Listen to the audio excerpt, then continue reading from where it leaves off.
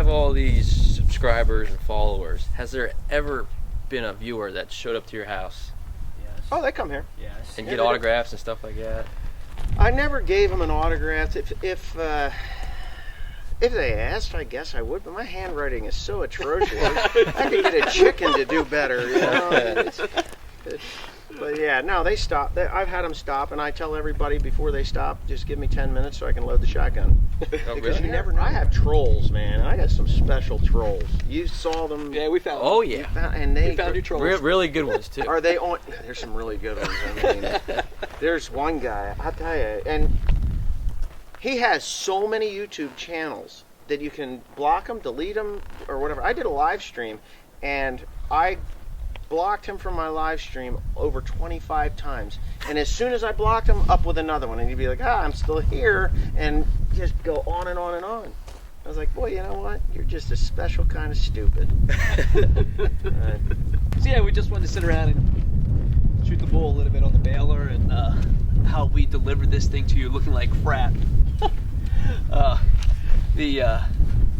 In a nutshell, where we feel like we went wrong with this thing is, typically after we do a demo like this, we should have taken the time to clean the thing up, because our cleaning process here took about 3 times as long as it should have, just because of the stuff caked on there. So our apologies. After we did a demo and we put it away dirty, our trucking guys just picked it up and dropped it off, and nobody really was aware of what crappy condition this thing was dropped off here in. So that's our apology to you for the mess that we left. And we hope by coming out today we can have a little bit of fun with it too, and Yeah, I agree. No, Yeah. it's been a good time, I think. Yeah.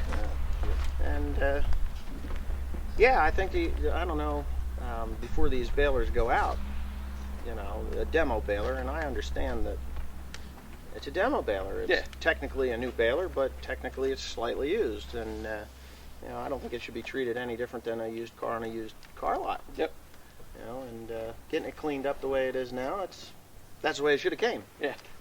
Actually, I think it went a little bit farther. Scott was up there without his shoes on, so he didn't get any more dirt on there. So, I don't expect that every baler goes out like that, but it was nice to see that they cared. One thing we were curious about, we were talking about stuff on the car on the way over here. I don't know if anybody's aware, but we're 2.5 hours away from you. Yes. What makes you travel 2.5 hours to us? Because there is a lot of dealers between you and I. The dealers that are between you and I don't know that they've never been able to service what I need. I'm not going to use other names, but there was a dealer that I always used. It was a New Holland dealer, and they dealt with big balers, but they refused to do the 3x4. So I couldn't use that dealer. I could use them from certain parts, but I couldn't use them for everything. There's some dealers in Lancaster. In all your shortcomings, they were miles worse. Miles worse. A dirty baler, fine. How about a baler that was set up and it fell apart in the first couple of weeks, and then they charged me to come put it back together again, and it was stuff they just failed to do. So, it is, a lot of guys on YouTube say, oh my God, it's the worst dealer in the world, but it's not.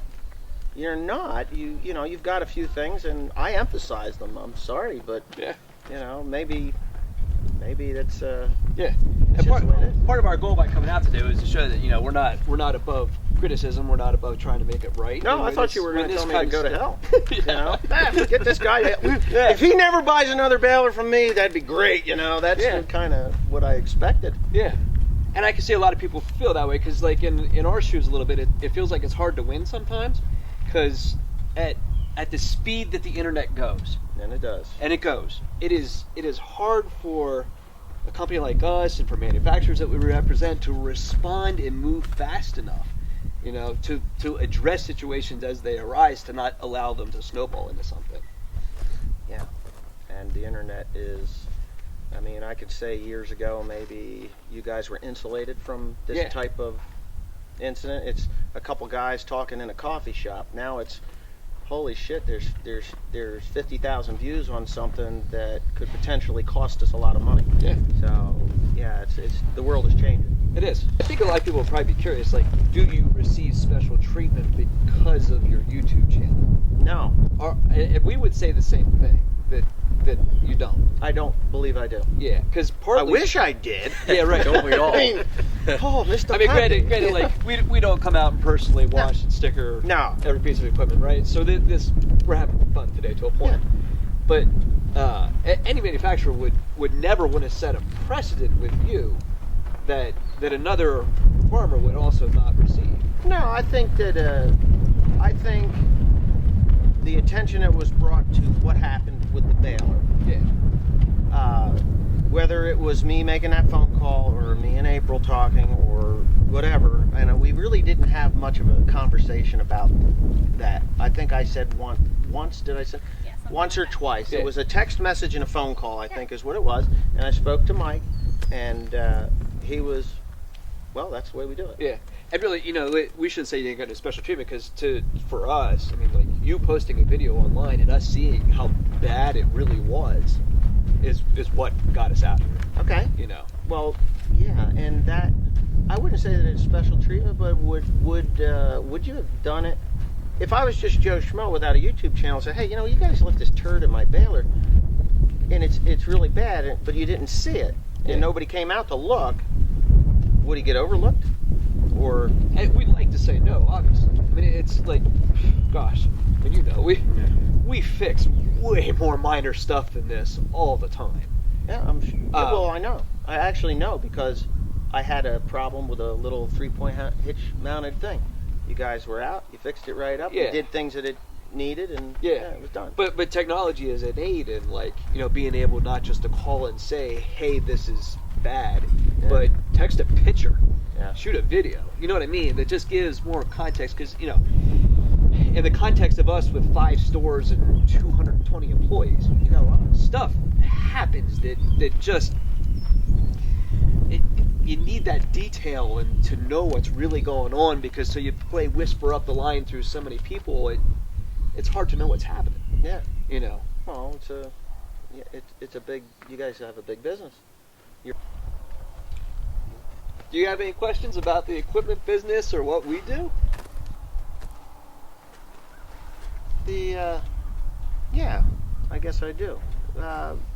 With Krone and your other manufacturers that you deal with, how Yeah. close do you work with them?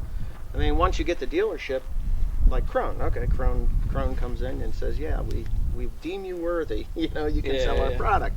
After that, what is your communication with Krone?